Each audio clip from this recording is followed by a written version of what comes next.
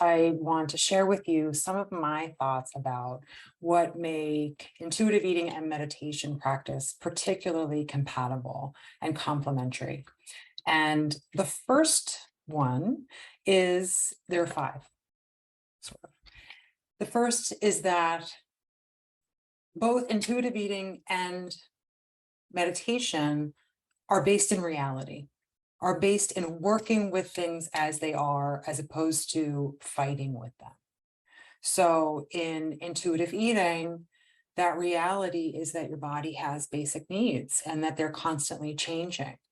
And it is possible to work directly with your body by sensing what's happening and responding to it, as opposed to taking a specific approach that's supposed to work every single day.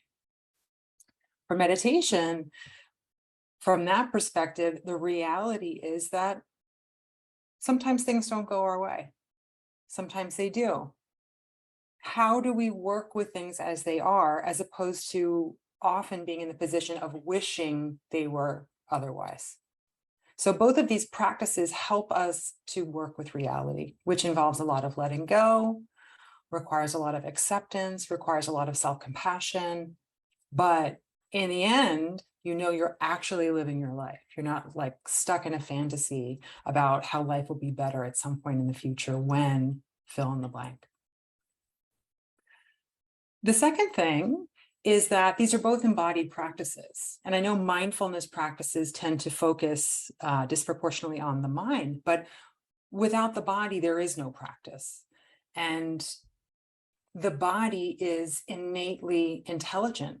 And that is part of why we can sense what's going on and respond. Intuitive eating, again, is very much about being in your body, not being up here thinking what's the right thing to do, what's the wrong thing to do. It's about being in here and feeling what's happening right now. What do I need right now? Whether it's feeling hungry or a certain degree of hungry and knowing what it is that would be most satisfying, or feeling an urge to eat and then digging a little deeper and noticing it's something else that's really going on and that's needed. So these embodied practices, again, support you to be working with reality, and they support you to be right here. The other piece of this is that, and it's connected to the idea that the body is basically good, is that these practices believe in your innate intelligence, right? A lot of the ways that we approach our lives suggest that we don't have the intelligence that we need in order to decide what to eat, in order to decide how to move our bodies, in order to decide anything in our lives. We need gurus and coaches and plans and programs, but these approaches believe that you are innately intelligent. And so you can trust that. And even in those moments where you don't know, that's not a problem. That just usually means you don't know yet, but you keep asking. You keep trusting, you keep coming back to your own body as the expert. You're the expert of what you need, of what's going on in any given moment. And because these practices are embodied, and because they're based on your innate intelligence, you develop this capacity to sense and respond, which is the basis of intuitive eating, interoception, the ability to sense and accurately interpret what's going on in any given moment in your body and in your environment, because you're picking up on things in your environment too. So interoception is what allows you to engage with each moment as it's spontaneously arising, as opposed to needing to have a plan for how you're going to approach each day, each meal, each whatever. One thing that I recognize as a hard sell with both intuitive eating and meditation is that these practices support you to tolerate and ultimately accept and even open to discomfort. I know that nobody wants discomfort. We're hardwired to prefer pleasure to pain and ease to struggle. And yet, the first noble truth, like the basic teaching within Buddhist philosophy, is that there is suffering in life. And I always joke that suffering is not just sickness, old age, and death. It's also like bad takeout or a waistband that's too tight. That's suffering too. And our culture is not particularly good at dealing with suffering. And so we think we can think our way out of it, or we can diet our way out of it, or we can outsmart it.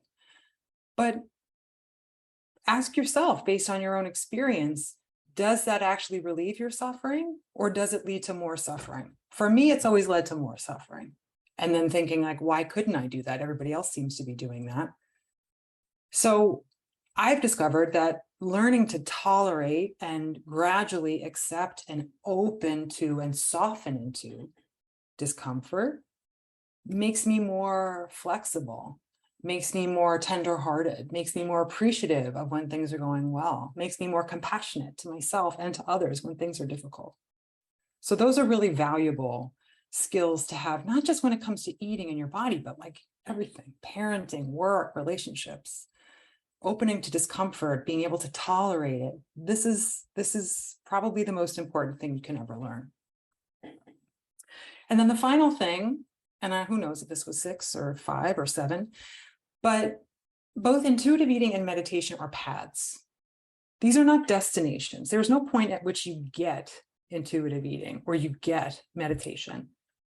In fact, I bet you're already having intuitive eating experiences, and perhaps you're already having mindful and meditative experiences. It's not a destination. It's something that you begin to walk, and then you continue to walk especially as you encounter obstacles.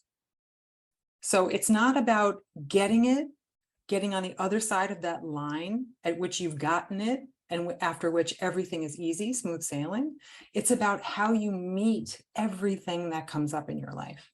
And of course, with intuitive eating, we focus that effort more on food and eating and working with your emotions around food, working with your emotions around your body and movement and things like that. But again, this has a tendency to stretch beyond the borders of food and body and really just be in every part of your life. So working with reality, being embodied based on your innate intelligence, and therefore based on the ability to interpret what's going on from moment to moment, that interoception, working with discomfort, and let's just call the umbrella of being on a path. These are what intuitive eating and meditation have in common. This is what intuitive eating and meditation complements for us in our lives. And I think that's what makes them so powerful when applied together and practiced together.